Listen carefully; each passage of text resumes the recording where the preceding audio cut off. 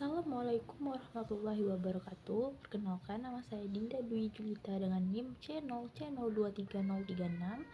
Di sini saya akan mempresentasikan materi tentang aspek fiskal dari aset lancar berupa piutang usaha dan persediaan. Baiklah, saya akan memulai presentasinya. Pengertian aset lancar. Aset lancar adalah aset yang diharapkan dapat direalisasi, dijual, atau digunakan dalam waktu lebih kurang 12 bulan atau satu siklus operasi. Contoh, kas, setara kas, piutang, persediaan, investasi jangka pendek. Piutang usaha. Piutang usaha adalah hak perusahaan untuk menerima pembayaran dari pelanggan akibat penjualan kredit. Perlakuan akuntansi terhadap piutang usaha yaitu yang pertama ada dicatat sebesar nilai tagihan atau net realizable value.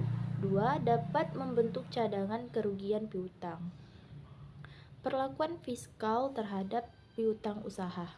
Menurut Undang-Undang Pajak, cadangan kerugian piutang hanya boleh dibentuk oleh 1. Bank, 2. Perusahaan sewa guna usaha atau leasing, 3. Perusahaan asuransi dan reasuransi, dan yang terakhir yaitu perusahaan dagang yang memenuhi syarat tertentu.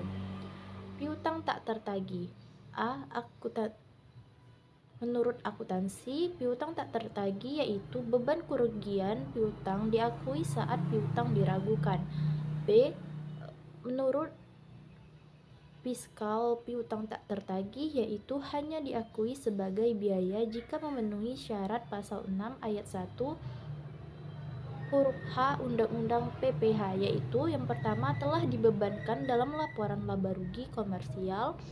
2. Diserahkan perkara penagihannya ke pengadilan atau instansi pemerintah yang menangani piutang negara atau ada perjanjian tertulis penghapusan. Dan yang terakhir yaitu dipublikasikan dalam laporan tahunan atau laporan keuangan. Persediaan.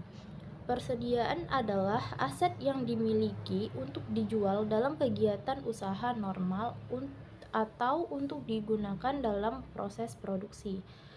Perlakuan akuntansi terhadap persediaan yaitu yang pertama dinilai dengan metode FIFO, LIFO atau average.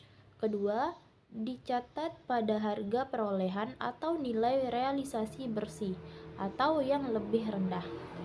Perlakuan fiskal terhadap persediaan yaitu yang pertama hanya metode FIFO dan average yang diakui oleh perpajakan. 2. Metode LIFO tidak diperkenankan untuk tujuan fiskal.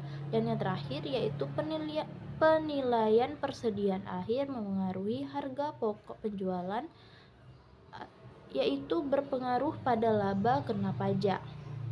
Dampak persediaan pada fiskal.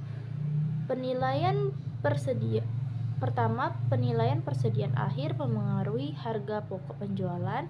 Yang kedua, harga pokok penjualan berpengaruh langsung pada laba kena pajak.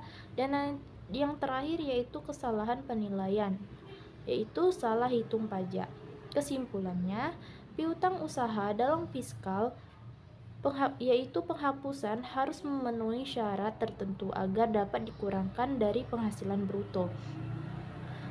Sedangkan persediaan dalam fiskal yaitu metode penilaian terbatas, penurunan nilai tidak diakui. Perbedaan perlakuan akuntansi komersial dan fiskal menimbulkan rekonsiliasi fiskal dalam laporan pajak. Baiklah, itu tadi presentasi yang dapat saya sampaikan. Lebih kurangnya saya mohon maaf. Terima kasih. Wassalamualaikum warahmatullahi wabarakatuh.